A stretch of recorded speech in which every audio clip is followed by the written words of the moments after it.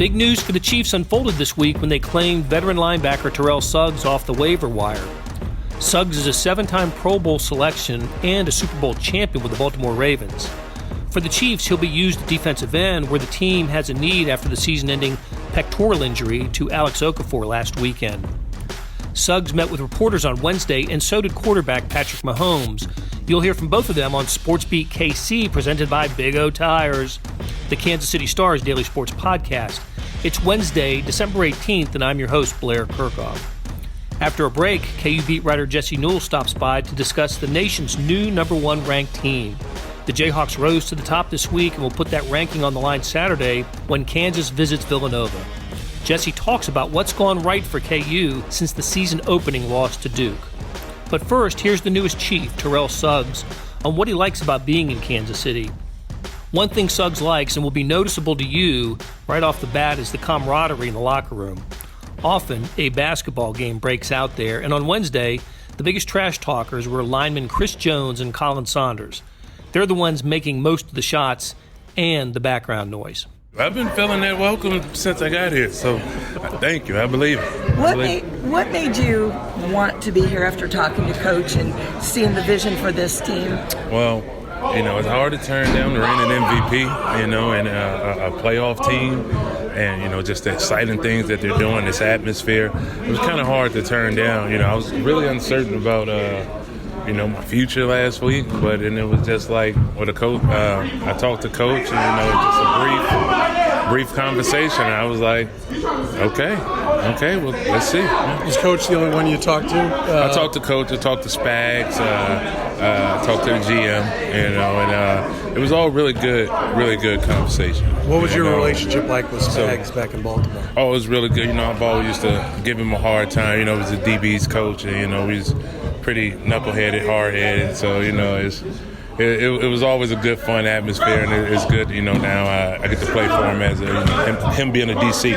2 games left in the season, and then the postseason. How much do you feel you can come in and contribute right off the bat? I think I can come in and contribute right off the bat. This was the team that was, a penalty away from the Super Bowl last year. So, you're not really missing much, but hopefully I can add that extra addition that we can, kind of potentially do something special. What have you done? What did Andy and Spags and some of the others tell you that sort of made you feel like this is going to be the right place for you? Well, you could see we got a 21, basketball game going on behind you, so that's definitely my kind of atmosphere. I asked Coach, I was like, we just learned the hard way that, you just can't, a player like me just don't fit in anywhere. And he was like, Andy, Coach Reed, excuse me, he got on, he said, trust me, said, you will fit in here. And, I took him at his word, and it's been pretty exciting, been pretty fun since I got here. How much is different from, I know you have familiarity with Spags, but how much is different from what you knew a few years ago to what you look at the playbook now?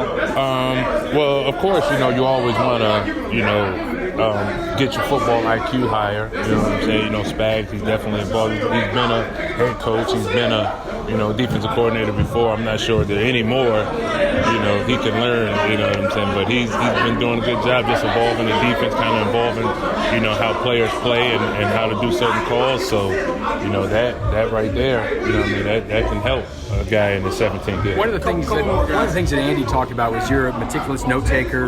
You take this very seriously. And Patrick, we just talked to him. He said that he remembered a play last year in the game here where he expected you to be somewhere else and you were where he didn't want you to be. Just talk about your study habits a little bit and how much you have to do that kind of stuff to stay in the game this long. Well, I like to think that, my mentors, I've had the highest of education. And one thing I've always noted, they were always, writing stuff down, taking notes. And, when you can get the game to slow down for you, you can play a lot faster. So you want to give yourself an edge. You want to help your team win. And that's pretty much going to preparation. You know what I mean? You don't want to lose games, failing to prepare. So you want to kind of be prepared for anything that comes your way. So, I always took notes, watch excessive amount of film. So, it goes into the kind of player I am. It's an all-in-one player.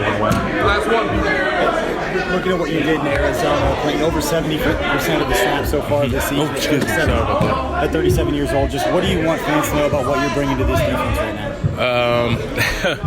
I'm gonna play my heart out for you. You know what I mean? It's gonna be new for all of us, but it's gonna be fun, and you're getting a player that is gonna leave it all out there. Do you expect to play Sunday? I hope so. I'm planning on it. That was Terrell Suggs. Here's Patrick Mahomes, who was asked right off the bat about the Chiefs' signing of their new defensive end. Yeah, I mean, obviously having a veteran who's had a ton of experience in the playoffs and making these runs at what our ultimate goal is, I mean, it's going to help out. I mean, he's someone who's still playing at a very high level.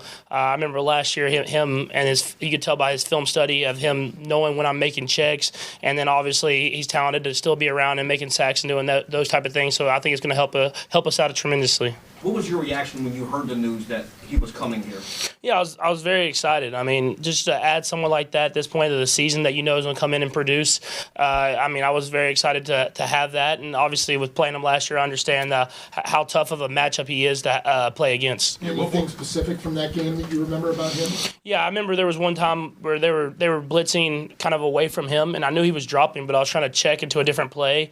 And I don't know if he had seen it from weeks before, but I went to throw the ball, and he was right where I wanted to throw the ball. And that just shows with the film study and the preparation that he puts in that he understands the game, and he has the experience to know how to disrupt what quarterbacks want to do. How much are you guys, as just teammates, going to try to support him to get him as quickly up to speed as possible? And what's that like for you watching the last 2 seasons of guys come in during the middle of the season and how you try to get them to where you want them to be on Sunday? Yeah, I think the coaches do a great job of preparing those guys and putting them in the situations where they can go out and produce. And so I think as he gets more and more reps and he gets more and more time here, you'll see him being incorporated more and more in the games. And he understands so much already. And I'm sure he's been in certain schemes and switched schemes and done different things that he'll be able to pick up the plays fast and understand what they need to do and what his role is as far as every play goes. And so I'm excited just to see him getting incorporated more and more as we make a run at this thing. Patrick, you talked about your pocket awareness after Sunday's game.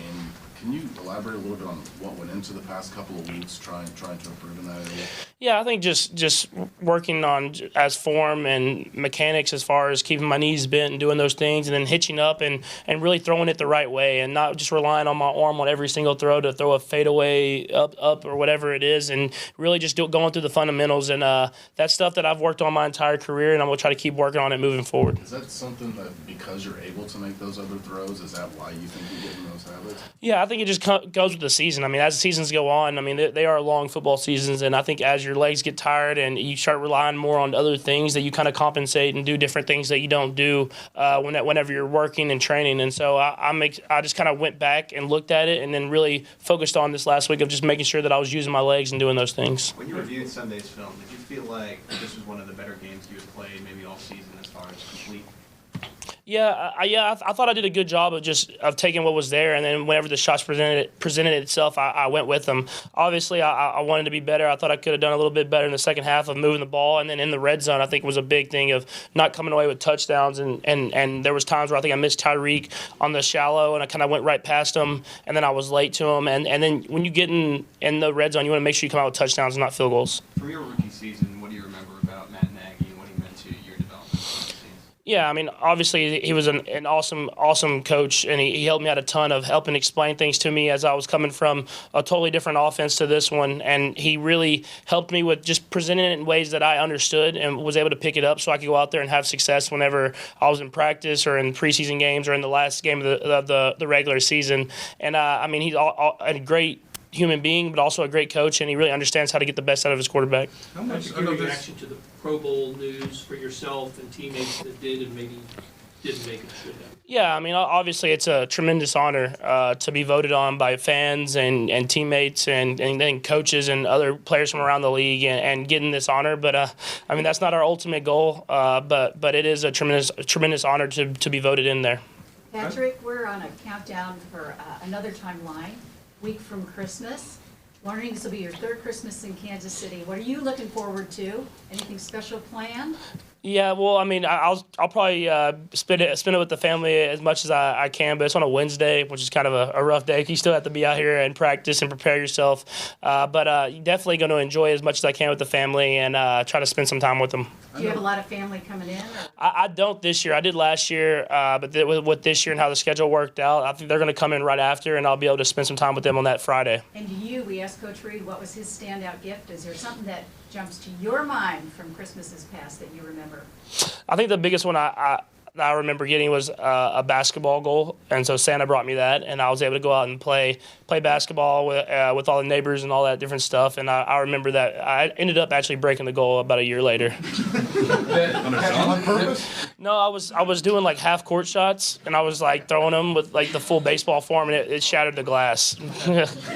Patrick, the Bears are eliminated from the playoffs at this point. They have a very good defense. So what sort of motivation, or what sort of a motivated team do you think you'll see Sunday night when you face them? Yeah, any night you play on Sunday Night Football, I mean, teams are going to be motivated and wanting to play their best football. And like you said, they have a really good football team. Obviously, their season hasn't went the way they wanted to, but you saw them last year, and they still have those same players. They have a very talented team and a very talented defense, and so we expect them to be energized and ready to play. And so we're going to go out there with a mentality of getting to play a really good football team in a really good atmosphere. On that Pro Bowl stuff, it was the three quarterbacks in the AFC, you and Lamar and Deshaun, young guys, right? 22, 24 years old.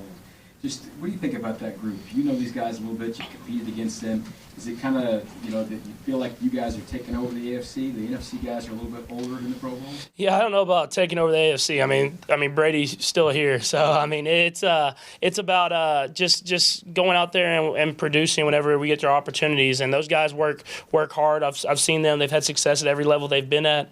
And I mean we just go out there and do what we can to win. And this year we were lucky enough to be voted in, but it's still a long way to go until you take over the AFC or do anything like that.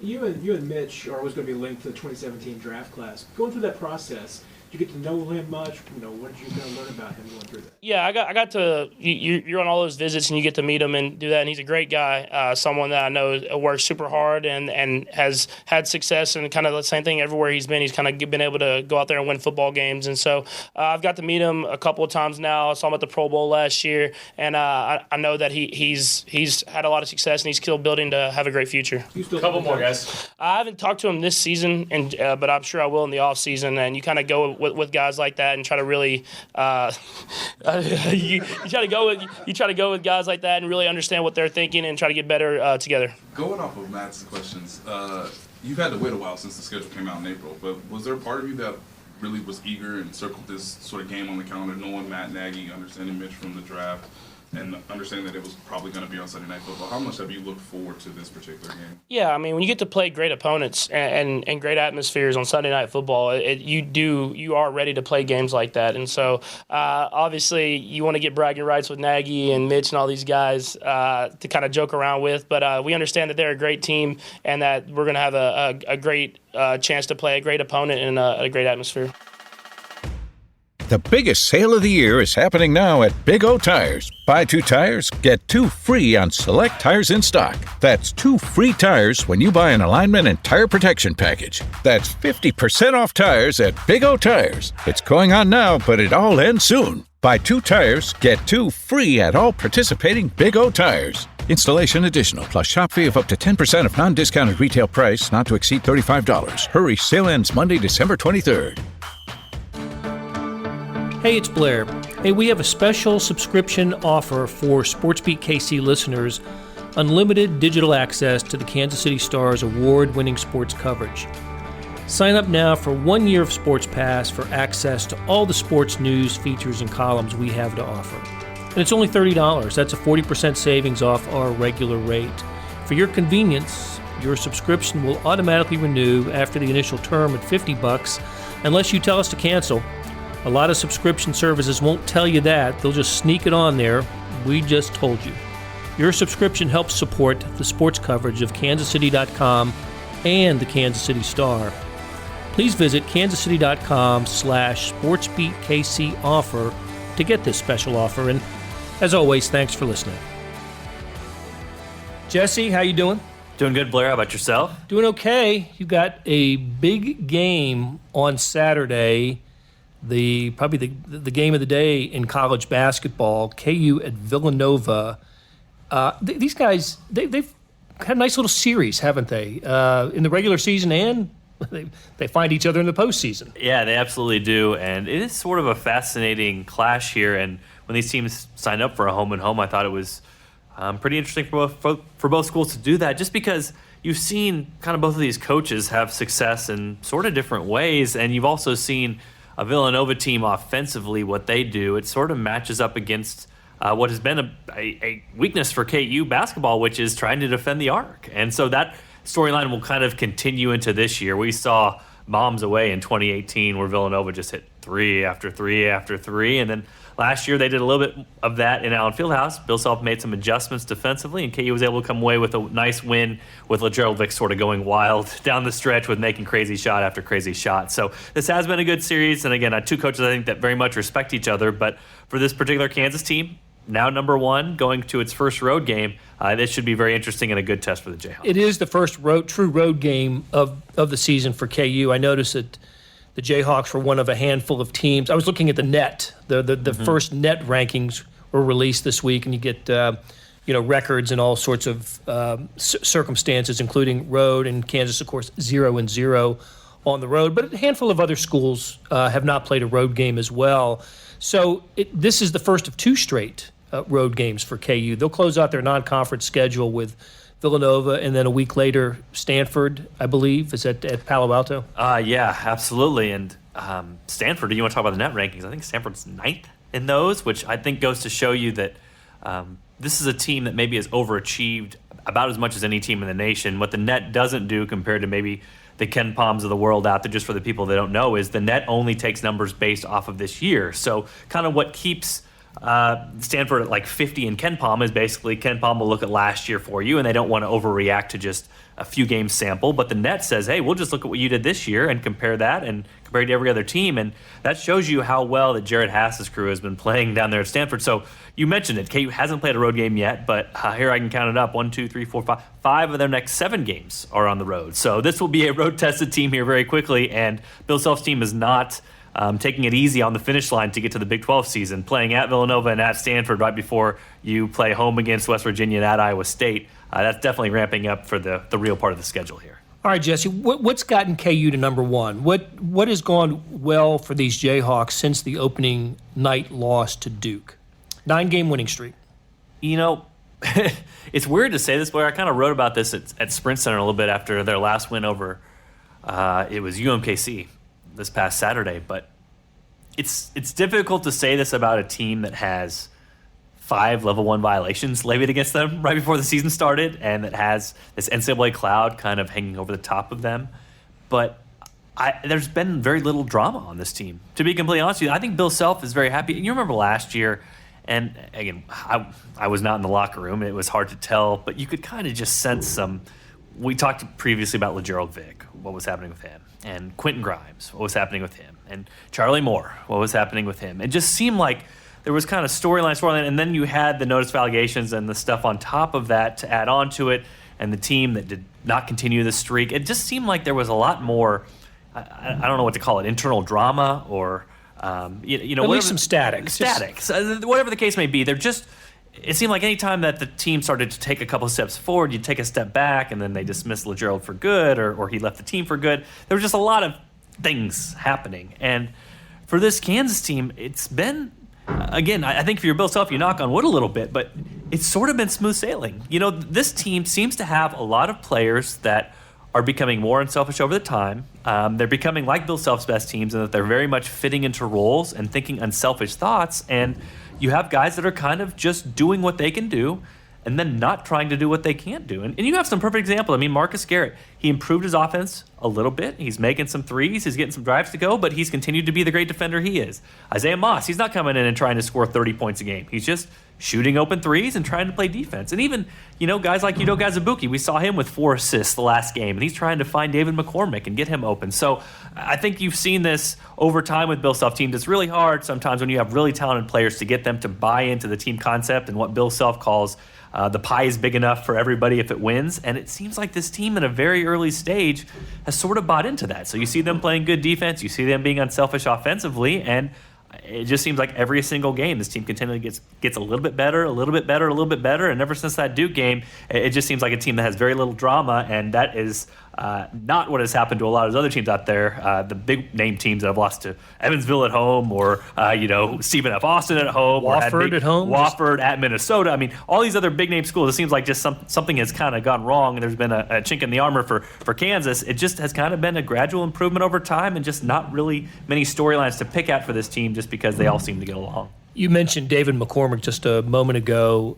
He was the revelation in their previous game at Sprint Center against Kansas City. Look, consider the opponent mid 200s in terms of KenPom, but the ability for McCormick to step out and hit the free throw line extended jumper. He's a good free throw shooter, by the way, but for him to hit that jumper, that's what Bill Self had in mind, did he not, when he thought about playing Udoka and McCormick together? Yeah, it is. Because it's a matchup. When he hits that shot, that's a big matchup problem for teams. It is. It allows Kansas to do a lot more with the two big lineup than it previously could before. And you also have to give credit to Udoka Azubuike, who was finding him on some of those rim cuts because Udoka was getting double teamed. He remained patient, turned around, found David McCormick, got him a couple easy baskets. But it's sort of fascinating with David because so much of what Bill Self does is he tries to get his big men angles. And when we talk about getting big men angles for Kansas, that means kind of throwing it over the top. Bill Self always preaches to aim to the corner of the backboard. Have the big man go up and get it, and when he catches it, there's nobody between him and the basket. So you're basically getting your big man a dunk or a layup. And what we see from that is, okay, Udoka Azubuike is a master at angles. I mean, he's shooting 83%. So a lot of his shots are uncontested. How many in a row? 15 in a row. 15 in a row. 15 in a row now, and he's halfway to the NCAA record. So, yeah, so you see that with Bill Self players. What's interesting to me about David McCormick is he hasn't really mastered that yet, and he isn't really the best at that, like knowing when to hit a guy, knowing exactly when to get the position or how to get the position. But what he's really good at is, as you mentioned, he's got a pretty good 12-foot jumper, and he's pretty good at when he gets the ball in the post. He can kind of do that little jump hook, maybe over a guy from about 5 or 6 feet, and that's a really good shot for him. So it's sort of, I don't want to call him like a throwback Bill Self player, because this really isn't a Bill Self player. He kind of makes things more difficult on himself, but yet he's able to make those shots and be effective in a different way. So we'll see how it fits in, but I think Bill Self, that might have been one of the biggest, you mentioned revelation, one of the biggest revelation for him against Kansas City, or UMKC, is that for a long time he thought, hey, it's really difficult to play two bigs on the floor at the same time. For that game, when Udoka and when David were out there together, they seemed to kind of complement each other and fed off each other, and potentially down the line there could be more scenarios where you could play two bigs together. Right. It gives them the option, doesn't it? I mean, it gives Kansas and Bill Self the opportunity to match up against an opponent, or make it difficult for an opponent to match up against them, basically because they have the option of playing two bigs. Nobody else has that option. Yeah, and I think the biggest thing is when you face a one-and-done tournament at the end of the year, I always call it chameleoning yourself. It's I great. like that. It's great to have a style you play and say, oh, this is how Kansas plays every single time. But sometimes you hit a matchup and you're saying, okay, this calls for something different. And so I think Bill Self went into the season saying, this team needs to have primarily a two-big look. And I think as it's gone along, he's kind of thought, well, maybe you can just kind of be a little bit of a master at both. And that way, when you get to the tournament and there's a super big team you're playing and you want to match up with them, or they have two guys on the court that can't shoot threes, you can overwhelm them on the glass. You can play two bigs. Or if a team is super tiny and they're like an Ivy League school and they want to shoot from the outside, okay, you bring Isaiah Moss in. And maybe that's not the game that David McCormick gets as many minutes. But I think for Bill Self, it's kind of nice to be a little bit bulletproof. You want to be able to have the different styles, and KU's been good enough with the X's and O's lately where they have enough plays to run for both of those styles to really be a very difficult matchup either way you play. So I think this Kansas team, how it's shaped up and how Bill Self views it, is that this is a team now that is a little bit better off than it could be, just because, like you mentioned, Blair, they have different styles they can play, and they can kind of cater to the opponent if the particular matchup calls for it. All right, so some truth in advertising. We're recording this too early to ask Jesse about his lean in this game, but I will ask you this, Jesse. You predict every game, and you predicted against the spread. Yes. What's your record against the spread through 10 games? It's 8-2 against the spread. 8-2 against the spread. Which ones did you miss? I missed the BYU game. I know that one for sure. It had to have been an early one after that because I said BYU would make their threes and they didn't make their threes. So that one. So Kansas. Actually, it was the Duke game. I said Kansas would win the Duke game. Okay. And Duke won it by 2. So those were the 2. Okay. So we're not going to ask you about which way you're going to how you'll feel about Villanova, but look, this is going to be a tough test for Kansas. I imagine a Wells Fargo Arena will be filled, about 19,000 people. It'll be a good atmosphere and be tough for Kansas to win this game and to go into next week number 1, since that has been the trend in college basketball this year. Kansas is the 5th team to be ranked number 1. I'm trying to think, not in any order, but Michigan State, Kentucky, Duke, Louisville. I guess that's it, right? And Kansas is could have been Ohio State if they held on for that's right. One more game, but they weren't able to. Right. So, all right. So, Jesse, you'll have to. Well, you won't have to, Jesse, but consumers of the Kansas City Star and KansasCity.com will have to find Jesse's story in this later this week, to find out where Jesse, who is picking at an 80% success rate against the spread, picks Kansas Villanova. Jesse, thanks for stopping by. Appreciate it, Blair. That'll do it for another episode of Sports Beat KC, presented by Big O Tires. Thanks for your comments, and if you like what you heard, or even if you didn't like it, let us know by leaving a rate and review. Those help. Thanks to those who had a hand in putting together today's show: Derek Donovan, Jill Toyoshiba, and Randy Mason. Links to the stories we discussed can be found in the show notes on KansasCity.com and on the Red Zone Extra app. We'll be back tomorrow, we will, with another episode of Sports Beat KC, where we talk sports in Kansas City every day.